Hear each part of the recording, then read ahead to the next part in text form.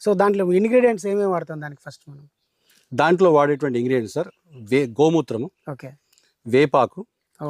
మునగాకు, సీతాఫలం ఆకు, జిల్లేడాకు, ఒకవేళ ఉమ్మెత్తాకు దొరికితే ఉమ్మెత్తాకు. ఓకే.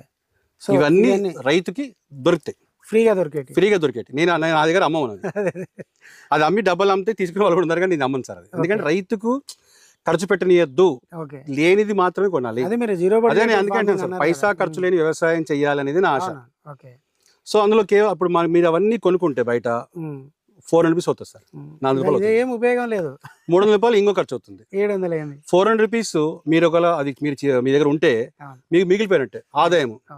ఇంకో మీకు ఖర్చు పెట్టారు 300 రూపీస్, 400 రూపీస్ ఆదాయం, 300 రూపాయలు ఖర్చు, మీకే ఆదాయం 100 రూపాయలు. సో దీనివల్ల పైసా ఖర్చు లేని వ్యవసాయం అంటాం. సో వీటితో కలిపి మీరు సుదర్శన చక్రం అన్న తయారు చేయాలి. ఎస్ సార్, అది కూడా ఒకసారి తయారు చేసి ఉంచుదాం. దానిలో కుంకుడుకాయలు కూడా కొంచెం వాడాలి, కుంకుడుకాయలు కొంచెం పసుపు, ఇంగువ.